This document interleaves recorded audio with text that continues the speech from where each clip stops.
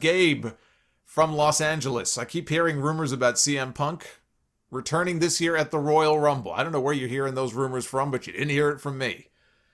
He says, I do know that Punk said on Renee Young's podcast it would take a really cool idea to get him to come back. What if that idea is him winning the Rumble and challenging Roman Reigns at WrestleMania, giving him the main event he always wanted, and Roman a big name to beat? What are your thoughts? I don't think CM Punk gives a fuck about the WrestleMania main event anymore. I think he did 6-7 years ago. It bothered him. I truly don't believe he gives a shit at this point. So him going to the WrestleMania main event, who cares? They're going to do it just to make him happy. I don't think he cares. But I do think he's open. I heard him on the Renee Young podcast too. And he's a lot more open to the idea of a return than he has sounded before. Where if they came to him and said, look, obviously, I'm sure they would have to make a really good offer to him, but hey, we got this really cool idea.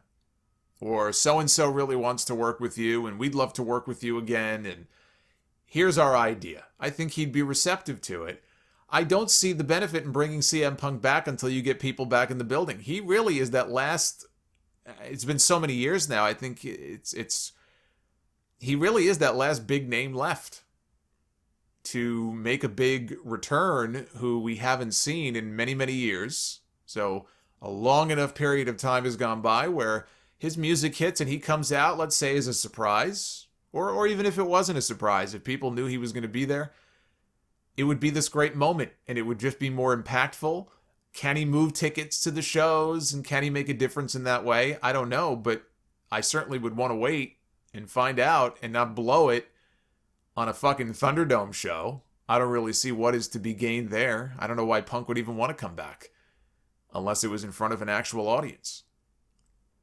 But would I have him come back and win the Rumble and go on to Mania? No, absolutely not. I don't like that idea at all. I don't see... Not only do I not see it happening, I don't think with the other options they have for Roman Reigns' opponents, who are far more deserving of it at this point, right? Because of the stories that are being told on TV, to throw all of that away just to bring Punk back to give him the WrestleMania main event that he used to care about, who cares? Because I don't think he does. Not anymore. Mike from Pennsylvania, after hearing you talk about Tony Khan buying the rights to Tarzan Boy and how much you loved that song, I had to go check it out. Song title and the band name really didn't ring a bell. I also couldn't remember the Listerine commercial where you said you first heard it used, but after listening to it, I got super excited. I remember when I first watched Teenage Mutant Ninja Turtles 3, which is the worst of those movies, by the way. It came out when I was 7. This song was in the movie. I think it played at the end of it. It's been a while since I watched it. I remember back then how much I loved that song and how catchy it was. I'm so happy that Jungle Boy that is going to be able to use that song. A full crowd singing along with it will be absolutely amazing. I can picture the crowd singing the chorus even after the song ends, the same way they do for Judas and for Sami Zayn's music. It's going to be great. It's going to be great. It may not happen this year before we get those big crowds, but man, I'm telling you, that entrance is going to be must-see when they get that going for Jungle Boy. Lewis from Northampton, England. How do you think The Rock would have been written off TV the night after WrestleMania 17 had Stone Cold not turned heel? I'm not sure that he would have been on Raw the next night.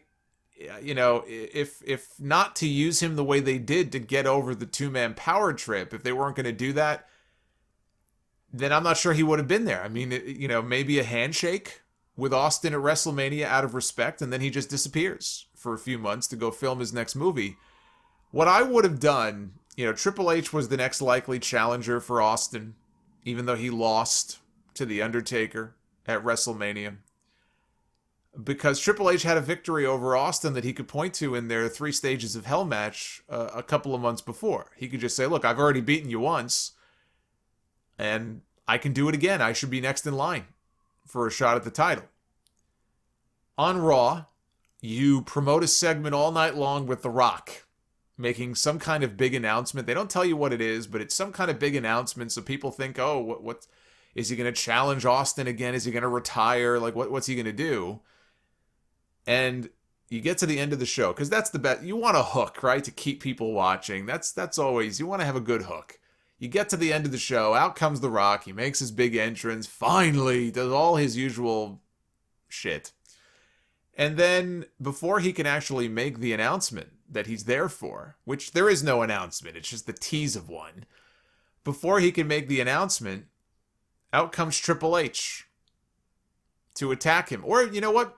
Better yet, maybe he does issue a challenge, or he talks about how The Rock is not done yet with the WWE title. Stone Cold, you were the better man last night, but blah, blah, blah. And Triple H comes out because he, in his mind, I'm next, not you. And he attacks The Rock. Viciously attacks The Rock. To the point where it's a major injury angle to explain him being gone for all those months that he was going to be away filming a movie. Maybe Austin shows up at the very end of the attack to make the save. You know, I mean, Rock did pay him respect with a handshake, let's say, the night before, so Austin is coming out to try to save The Rock. But by then it's too late. The damage is done. Rock is out. And now he's got a ready-made program waiting for him with Triple H when he comes back later in the year. So to me, that's how I would have done it. Because you've established him as the next challenger to Austin, as far as Triple H is concerned. So I can see why he didn't want to wrestle Austin straight away after Mania, because look, he was smart enough to know. Triple H was smart enough to know, being Austin's first challenger after Austin just won the title back, his first title win after neck surgery, he wasn't dropping that belt so quickly. Triple H had to know, I don't want to be the first one in line because I'm going to lose. Maybe we could even get 2 or 3 matches out of it, but I'm not going to win. He's going to beat me and move on to the next guy. I don't want to be, one and done, forgotten about, knocked down the card. Better for him to be aligned with Austin. Better for him to be partners, to be equals with Stone Cold on television every week. Then, later on, you can build to a split in the 2-man power trip, and Triple H maybe even goes babyface, and he can be the hero who challenges Austin for the championship. I mean, look, Triple H was sitting in on all the production meetings back then. We know this. People have talked about it. I'm sure he had some level of influence on his and other ideas. You can't tell me that he didn't have any influence in the direction that his character was going to be going in after WrestleMania. Vince McMahon has final say in everything, but you can't tell me that Triple H didn't have some kind of influence or input into that whole 2-man power trip idea that they did the next night. Of course he did. And Jerome from Sin City, USA. What do you consider the best match that the Hart Foundation ever had? I assume that we are talking about the Hart Foundation tag team, the Anvil and the Hitman, not the group from 97. If it's the group from 97, then the only match of that kind I could think of them having, which is one of the best matches in company history, is the 10-man tag from Canadian Stampede. I mean, that match is legendary. But my personal favorite Hart Foundation match has always been the 2 out of 3 falls match at SummerSlam 90 with Demolition. It wasn't like a 5-star fantastic wrestling match, but I always loved that match. I love that match. I love the finish and the crowd exploding and everything. And I just always looked at that as being my favorite Hart Foundation match when I thought back to it. But they had so many great matches with different teams. They had great matches with the Bulldogs. People speak fondly of their series of matches with the British Bulldogs. They had great matches with the Rockers. They had great matches with the Brainbusters. But after seeing the match that they had with the Killer Bees in Madison Square Garden, I mean, Brett handpicked that match for his DVD. When his DVD came out about 11 years ago, 12 actually, I think 2009 is when Brett's DVD came out, and he curated a lot of the content that was on there. He went into the studio and handpicked the content that was on all 3 discs. And one of the matches he picked, I think it was on disc 1, was kind of like a random Madison Square Garden match between the Harts and the Killer Bees. I think that may have been the best match that I've ever seen the Hart Foundation have.